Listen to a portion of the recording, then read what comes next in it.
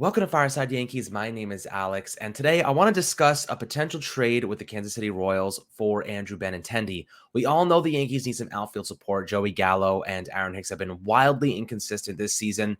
And at the end of the day, we could use a little bit more help, and I think that Benintendi offers a ton of value. He's going to be easier to acquire than Ian Happ from the Chicago Cubs or Brian Reynolds from the Pittsburgh Pirates. They're going to obviously require a massive prospect package to acquire either of those two guys. Benintendi is essentially a half-season rental. He's in the final year of a contract, of a one-year deal. And I think that the Yankees could really benefit from his ability to get on base. Also, he's a lefty hitter who hit 17 home runs last season. So I do want to discuss how he's performing this year, what the Yankees would have to prospectively give up to acquire him, and why this trade would make sense for their World Series aspirations, basically. The Yankees definitely are on a surge. They are the best team in baseball. They're leading the AL East by 7.5 games. They are absolutely lights out. Starting pitching is phenomenal. And it's always nice to have units that pick up the rest. And I think for the Yankees, if they really want to round out this team and put together one of the best rosters we've seen probably in the last decade or 2 decades, this is a good opportunity to do it. Sell right now what you need to win a World Series, because the Yankees haven't been in a World Series in over a decade. We know that Benintendi offers some really good hitting qualities, and he's a good defender.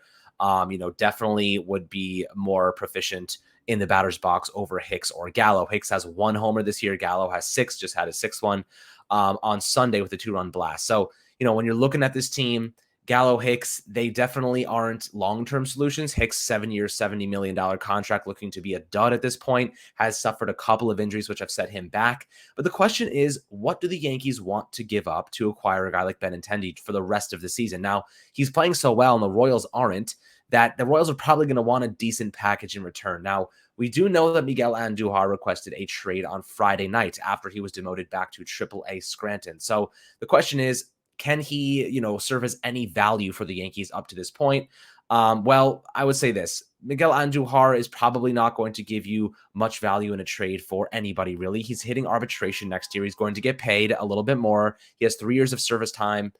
This is not a guy who a lot of teams are going to say, hey, we'll give you a good reliever, or we'll give you a guy like Benintendi, even though, he still has 3 years of control left on his contract. Benintendi's a much better player, established, and he will ultimately help the Yankees win a World Series if they were to go and acquire him from the Royals. So Andujar this year over 12 games is hitting .268 with 0 homers and 3 RBIs, but a 16.3% strikeout rate. Not bad at all. Defensively, he's gotten a lot better. Perfect fielding percentage over 88 innings. So Andujar spent a couple years refining his technique and outfield capabilities in the left field position.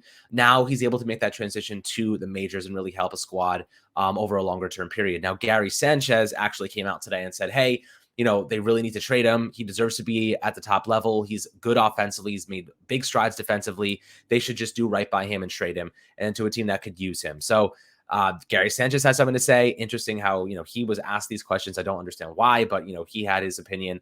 And to be quite frank, I do agree with him. Although I do think Andujar is a good player who could supplement some deficiencies. They called him up to help supplement, the loss of Giancarlo Stanton, who was placed on the 10-day injured list with that ankle injury. So Andujar definitely is a decent player who can, produce offensively, if not just hold down the left field position until a better defender comes along and a better overall player. But a package deal for Benintendi, what would that look like? Right? So the Royals definitely going to want something for him. He's doing really well this season.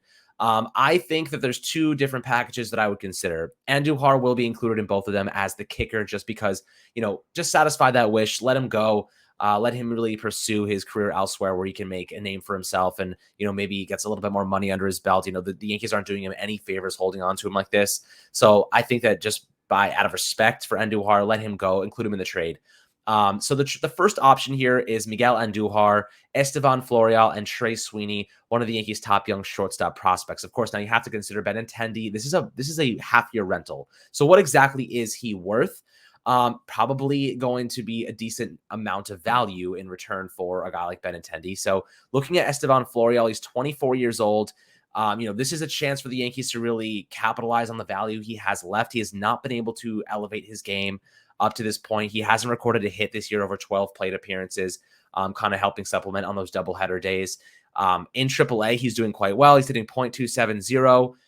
with 4 homers, 13 RBIs, and striking out at a 32.1% rate. Defensively, he's average. He doesn't have the best arm in the world, but he's a good center fielder. He has the range and quickness and agility to get after those balls out there. So I do think there is value for Esteban Florial, just not on the Yankees team, because at the end of the day, he doesn't really fit their mold. He's not a slugger. He had 18 homers, rather not 18, he had 13 homers back in 2021 with AAA. But for this year, he doesn't exactly fit the mold they want in their big outfielders. It's definitely tough. So I would say throw him into the deal here. This is a guy who can now replace Benintendi, give him reps. The Royals are not a good team, so give him reps, let him grow and see if maybe he becomes something for them. Trey Sweeney's the interesting one, right? Trey Sweeney is 22 years old.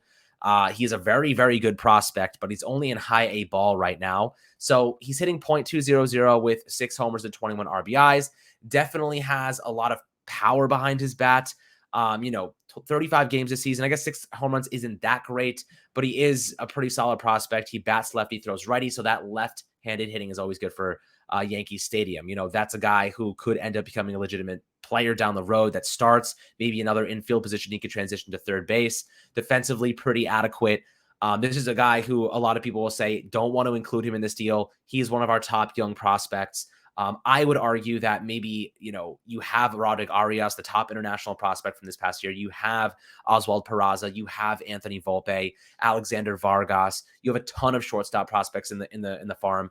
Capitalizing on one of them may make sense at this point in time. So Trey Sweeney, I could see how this is the enticing factor for the Royals to push this over the hump. The other prospect that I would swap for is Alexander Vargas, who's currently in A ball, single A, low single A. Hitting .178 with 4 homers and 14 RBIs over 44 games this year. So he does have a 33.2% strikeout rate. Good defender, but he's just not that great of an offensive piece this year so far. Last year, he hit .273 with 3 homers and 26 RBIs and 17 stolen bases. Guy's a hell of an athlete, that's for sure. But he's not a guy he needs time to adjust, right? He needs more time. He's probably 4 years away from even being considered a major league player. So the thing is, Trey Sweeney's not far above him, really. Maybe 3 years away, whereas Vargas is 4 years away. It really depends. If the Royals were willing to take Vargas instead of Sweeney, I would do it in a hot second, right? Esteban Florial, Miguel Andujar, and Trey Sweeney, and Alexander Vargas would be a easy yes for me. Trey Sweeney, Esteban Florial, and Miguel Andujar, on the other hand, that would be 50-50. I think you still do it because Benintendi is going to help you win a World Series. But that's really like my opinion. Maybe you can get them to throw in another relief pitcher like Barlow. There's a couple of guys who might fit the bill there. The Yankees are trying to get, a little bit more bullpen pieces. They've had to rely on David McKay, Ron Marinaccio, and Zach Braden reportedly is going to be coming back in August, which is really, really exciting. So, they've had to rely on some of these younger guys, but at the end of the day, they could use another guy like Barlow, throw it into the mix with Benintendi to push it over the hump if they wanted Trey Sweeney and only wanted Trey Sweeney and not Alexander Vargas. But those are really the two main, packages that I would consider for Benintendi. It's definitely a lofty amount, but I do think he is that valuable. The guy is playing extremely well this season. He's hitting .321 with a 38.4% on base rate, a .415 slugging percentage this year. He's only hit 2 homers and 21 RBIs. He's only striking out at 14.4% with a walk rate of 9.3%. Offensively, he's been stellar, but he's a lefty. He hit 17 homers last year, right? Yankee Stadium, left field. It's a match made in heaven. Looking at his hard hit percentages, he's hitting a hard hit percentage at 40.2%, 5.5% barrel rate. He had an 8.9% barrel rate last year with a 90 exit velocity on average, 90 miles per hour, that is, with an 11.5 launch angle. If he increases that launch angle a little bit, maintains that exit velocity, he's going to smack you some homers in left field. This is a perfect prospect for the Yankees to acquire. In left field, he's a great outfielder. Doesn't have the best arm in the world, but it's adequate enough. He's good enough there. He's only 5'9", small strike zone. I think this is a no-brainer for the Yankees if they were to go and get Benintendi. The question is, what do the Royals want from him? He's only making $8.5 million this year. So it's not that much. The Yankees can afford to bring that on if they let go of some of these guys. Maybe they throw in another player to get rid of some of the salary implications, but they did get some cash consideration. They did actually give up some cash considerations for Jake Bauers, former Cincinnati Red, a couple of days ago. But Benintendi, man, it makes a lot of sense to me. I think I'd rather prefer him over Ian Happ and Brian Reynolds simply because it's not going to cost you a leg and an arm, or an arm and a leg. So that's really my opinion. Alexander Vargas, Esteban Florial and Miguel Andujar, that package would be the best case scenario. If they're really looking for more and you have no choice, throw Trey Sweeney in there to get it over the hump. Benintendi, like I said, is going to help this team. 27 years old. You can even extend him as a long-term solution in the outfield. This is a long-term guy. This is a guy who can hold it down. He's going to help you win a World Series for the Yankees if they go this direction.